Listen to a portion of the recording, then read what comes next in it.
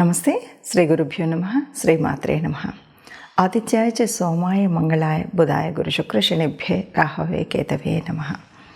శ్రీమాత శ్రీ మహారాజ్ఞి శ్రీమత్ సింహాసనేశ్వరి చిదగ్నికుండ సంభూత దేవకార్య సముద్యత ఉద్యద్భాను సహస్రాభ చతుర్భావ సమన్విత రాగస్వరూపాషాఢ్య క్రోధాకారాంకుశోజ్వల శ్రీమాత్రే నమ. గోచార ఫలితాలు మనం చెప్పుకునేటప్పుడు నిజానికి దినఫలాలు చెప్పుకుంటాం, పక్షఫలాలు చెప్పుకుంటాం, వార ఫలాలు చెప్పుకుంటాం, పక్షఫలాలు చెప్పుకుంటూ ఉంటాం. ఇలా మనం ఎందుకు చెప్పుకుంటున్నాం? మరి ఆ ఒక్క రోజులో అంత మార్పు ఉంటుందా అంటే, ఆ ఒక్క రోజుకు గాను ఏదైనా గ్రహాల యొక్క యుతి, దృష్టి, వీటి యొక్క ప్రభావం వల్ల మన మీద ఎలా ఉంటుంది అని చెప్పుకోవడం కోసం చెప్పుకునేటువంటిది. ఇవన్నీ మనం ఎందుకు చెప్పుకుంటున్నామంటే, ఉద్యోగ వ్యాపారాదులందు కానీ, లేదు మన యొక్క అదృష్ట దురదృష్టాలు, ఒక ప్రయాణం వల్ల కానీ, కుజుడి మార్పు, అనుకోకుండా రవితో కలవడం, ఇలాంటప్పుడు వచ్చేటువంటి కొంత చెడు ప్రభావం మన మీద ఏదైనా ఉంటుందా, లేదు చాలా మంచి జరిగేప్పుడు మనం ఏదైనా కొత్త విషయాలను ప్రారంభించడానికి వీటి కోసం చేసుకునేటువంటి ముందు తెలుసుకునేటువంటిది, ముందు జాగ్రత్త తీసుకునేటువంటి ప్రయత్నమే ఈ ప్రయత్నం. ఇట్లా మార్చి నెలలో మరి మార్చి 2024 గాను 1వ తారీఖు నుండి 15వ తారీఖు వరకు ఉండేటువంటి గ్రహస్థితి ఎలా ఉంది అని చెప్పుకుంటే, ముఖ్యంగా చెప్పుకోవాలి అంటే ఈ గ్రహస్థితి మీ నెలలో ఇప్పటి వరకు ఏ గ్రహం లేదు, కానీ 7వ తారీఖు నుండి బుధుడు వచ్చి చేరుతాడు. ఎవరున్నారు ఇప్పటి వరకు మీ నెలలో అంటే రాహు ఉన్నాడు. రాహుతో బుధుడు చేరుతున్నాడు కాబట్టి వచ్చేటువంటి పరిణామాల వల్ల కొంచెం ఆర్థికంగా వీటిలలో మనం ఏ రకమైనటువంటి ఎలా ఉండాలి అనేది తెలుసుకోవడం కోసమే.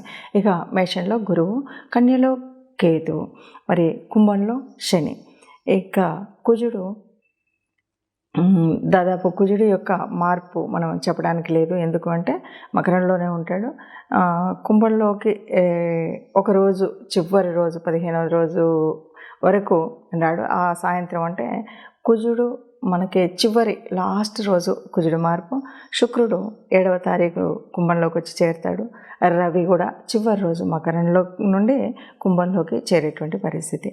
ఈ నెలలో మనకి అంటే ముఖ్యమైనటువంటివి ఏది చూడాలి అంటే, మొదటి పక్షంలో చూస్తే కనుక అమావాస్య మాత్రం ఉంది. అలాగే శివుడి యొక్క దినమైనటువంటి శివరాత్రి మనకు మొదటి పక్షంలో కనిపించేటువంటి మార్పులు చేర్పులు. ఇలా ఉన్నటువంటి గ్రహ పరిస్థితుల్లో మరి ద్వాదశ రాశుల వారికి ఎలా ఉంటుంది, ఒక్కొక్క రాశి వారికి ఆర్థికంగా, వ్యాపారపరంగా, లేదు ఉద్యోగపరంగా, సంతానపరంగా, వివాహపరంగా ఏ రకమైనటువంటి పరిస్థితులు ఉంటాయో చూద్దాం. తదుపరి రాశి సింహరాశి.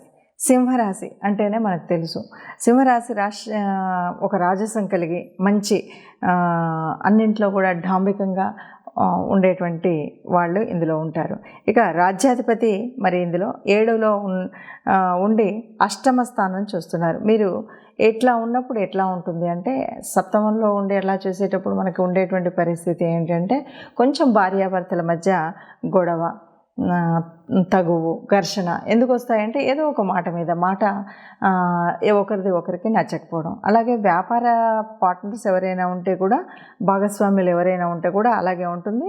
ఒక స్ట్రెస్ వస్తుంది. సమాజంలో కూడా మనం మాట్లాడేటప్పుడు జాగ్రత్తగా మాట్లాడకపోతే, అంటే సమాజం అంటే ఇరుగు పొరుగు ఎవరితో అన్నా మాట్లాడేటప్పుడు కొద్దిగా మాట్లాడేటప్పుడు చాలా జాగ్రత్తగా మాట్లాడాలి. లేకపోతే ఏదో చిన్న ఘర్షణ, ఆ ఘర్షణ వల్ల స్ట్రెస్ ఇవన్నీ మొదలవుతాయి. ఇక 2లో కేతువు వల్ల మనకి మేనేజింగ్ స్కిల్స్లో బాగా జాగ్రత్త వహించాలి. లేదు అంటే 2లో మరి కేతువు ఉన్నాడు కాబట్టి మనకు ఉన్నటువంటి డబ్బు వ్యవహారంలో ఇష్టం వచ్చినట్టు ఖర్చు పెడితే కనుక ఇబ్బందులు పాలయ్యేటువంటి స్థితి ఉంటుంది. కాబట్టి డబ్బును చాలా జాగ్రత్తగా, అలాగే మాట చాలా జాగ్రత్తగా, ఎందుకంటే 2వ స్థానం వాక్స్థానం, 2వ స్థానం మనకి కావాల్సినటువంటి ధనస్థానం కదా. ఈ రెంటిని మనం సమన్వయం చేసుకోవాలి. అక్కడ కేతు ఉన్నాడు కాబట్టి జాగ్రత్తగా ఖర్చు పెట్టడం, జాగ్రత్తగా మాట్లాడడం చేయనట్టయితే ఇబ్బందులు కలుగుతాయి. అట్లాగే 7 నుండి 26 వరకు బిజినెస్ ఎవరైనా చేసేటప్పుడు మాత్రం కొద్దిగా జాగ్రత్తగా చేయాలి, మధ్యలో ఉన్న కాలంలో ఉన్నటువంటి గ్రహస్థితుల వల్ల. తర్వాత మార్కెట్స్లోకి ఏదైనా ఇన్వెస్ట్మెంట్ చేసేటువంటి వాళ్ళు కూడా చాలా జాగ్రత్తగా ఉండాలి. అయితే ఇక్కడ ఈ మాసంలో ఒక అదృష్టం ఏంటంటే, అందరూ కూడా తీర్థయాత్ర దర్శనం ఉంటుంది, చక్కగా దైవ దర్శనాలు ఉంటాయి. పుణ్యక్షేత్రాలకు వెళ్ళేటువంటి వీళ్ళకి మాత్రం చక్కటి దేవతా దర్శనం, చక్కటి ఆత్మస్థైర్యం, చక్కటి మనశ్శాంతి కలిగేటువంటి స్థితి ఉంటుంది. కాబట్టి దేవుణ్ణి దర్శించడం, ఇష్టదేవత ఆరాధన చేయడం ఇవి కూడా చేస్తే కొద్దిగా మనకు మానసిక స్థితి బాగుంటుంది, స్ట్రెస్ తగ్గుతుంది. దీనివల్ల వచ్చేటువంటి గొడవలు అలాంటివి ఏవీ లేకుండా ప్రశాంతంగా ఉండగలుగుతాం.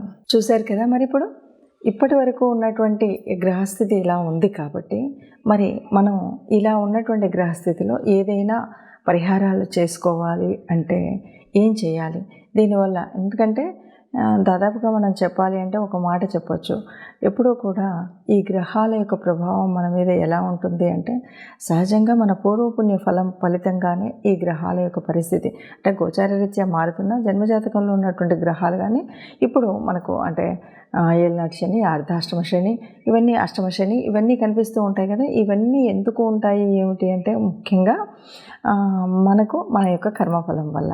ఇప్పుడు మరి ఈ మాసంలో ఈ ఉన్నటువంటి ఫలితాలు ఈ ప్రభావం నుండి ఎలా తట్టుకోవాలంటే ముఖ్యంగా మనం చేయవలసినటువంటి పరిహారాలు ఏవైనా ఉన్నాయా అంటే అన్నింటికీ మించినటువంటి పరిహారం ఒక్కటి నిత్య దేవత ఆరాధన మరవకుండా చేయడం. ఇక రెండవది మనకున్నటువంటి రాహు కేతు ఈ రెండు గ్రహాలు కూడా కొంత ఇబ్బందిని కలిగించేటువంటివి. వాటితో వచ్చినటువంటి ముఖ్యంగా మనకు రాహుతో బుధుడు కలవడం వల్ల వచ్చినటువంటి పరిస్థితి ఏమిటి అంటే బుధుడు అంటేనే మన యొక్క తెలివితేటలను ఎక్కడ ఎప్పుడు ఉపయోగించాలి అని ఆ ఉపయోగించే విధంగా మనకు మార్గదర్శనం అవుతుంది. అలాంటప్పుడు కొద్దిగా తీసుకునే నిర్ణయంలో అటు ఇటు ఉన్నప్పుడు కొన్ని ఇబ్బందులు కలుగుతాయి. ఆ ఇబ్బందులు కలగకుండా ఉండాలి అంటే సక్రమమైన నిర్ణయం తీసుకోవాలంటే ఎందుకంటే పెట్టుబడులు పెడతాం, ఈ పెట్టుబడులు కనుక సరిగ్గా పెట్టకపోయినట్టయితే తీవ్రమైనటువంటి ఆర్థిక నష్టం వచ్చేటువంటి పరిస్థితి ఉంటుంది. కాబట్టి అలా రాకుండా ఉండాలి అంటే తప్పనిసరిగా రాహు కేతువుల యొక్క ఎందుకంటే బుధుడి యొక్క స్వక్షేత్రంలో కేతువు ఉన్నాడు, బుధుడు ఇప్పుడు ఎక్కడున్నాడో అక్కడ రాహు ఉన్నాడు. ఈ రాహు కేతువుల మధ్యలో నలిగిపోయేటువంటి పరిస్థితి రాకుండా ఉండాలి అంటే తప్పనిసరిగా రాహు కేతువుల ఆరాధన చేయవలసినటువంటి పరిస్థితి దాదాపు ఈ 15 రోజులు అందరూ చేస్తే మంచిది. ఎందుకంటే బుధుడు అనేవాడు అందరికీ ఏదో ఒక చోట బుధుడు ఉంటాడు. కాబట్టి బుధుడు అనేటువంటి వాడు వ్యాపారానికి, మాట తీరుకు, ఒక ఆలోచన పద్ధతికి ఉంటాడు. కాబట్టి ఈ పరిస్థితిని మనము రాహుకేతువులకి దీపారాధన కానీ రాహుకేతువుల జపం చేసుకోవడం కానీ మంత్రం ఉచ్చరించడం కానీ చేస్తే మంచిది.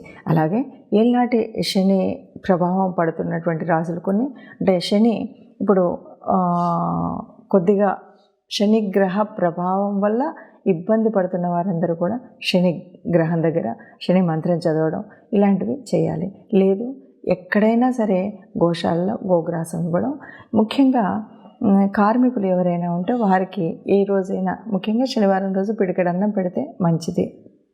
ఇంకా అన్నింటికీ మించి కుజుడు, ఇక్కడ కుజుడు, శుక్రుడు, రవి వీళ్ళంతా ఒక్కచోట ఉండడం, ఏ ప్రభావం తెలియకుండా ఉండడం, రవి ప్రభావం వల్ల కొద్దిగా ఇబ్బంది కలగడం ఇవన్నీ ఉన్నటువంటి పరిస్థితి కనుక కుజుడు అంటేనే మనం కుజుడు సరి అయినటువంటి పరిస్థితిలో ఉంటే మంచిది. అలా కాకుండా ఉన్నప్పుడు ఏమవుతుందంటే కోపం వస్తుంది, చికాకు ఉంటుంది, తర్వాత దెబ్బలు తగిలించుకోవడం, ప్రయాణాలలో ఇబ్బందులు కలగడం ఇలాంటి మార్పులు అన్నీ కూడా మనకు కనిపిస్తాయి. కాబట్టి కుజ గ్రహ అనుగ్రహం కోసం కూడా మనం కుజ ఆరాధన చేయడం, ముఖ్యంగా మంగళవారం రోజు సుబ్రహ్మణ్య స్వామిని ఆరాధించడం.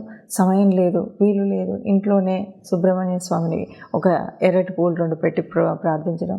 వీలైతే ఈ మాసంలో వీలైనప్పుడు కొంచెం కందిపప్పు లాంటిది ఎవరికైనా దానం చేయడం ఇలాంటివి చేస్తే గనక కుజగ్రహం ఉన్నటువంటి ప్రభావం వల్ల కానీ శనిగ్రహ ప్రభావం వల్ల కానీ వచ్చేటువంటి ఏదైతే దుష్పరిణామాలు ఉన్నాయో అవి రాకుండా ఉంటాయి. అలాగే మనకి రాహుకేతువుల యొక్క పూజా విధానాన్ని చేసుకున్నట్టయితే ఈ ఇబ్బందులు ఏవి ఉండకుండా ఉంటాయి. ఏది ఏమైనా సరే ఈ మాసంలో కానీ ఒక్క నిమిషం ఏది ఏమైనా సరే మనకు ఇప్పుడు జరుగుతున్నటువంటి గ్రహస్థితి మూలంగా వచ్చేటువంటి చెడు జరగకుండా ఉండాలంటే ఈ పరిహారాలు చేసుకోవడం మంచిది. అలాగే అందరూ సుఖంగా ఉండాలి, అందులో మనం ఉండాలని భావిస్తూ సర్వే జన సుఖినో భవంతు. నమస్తే.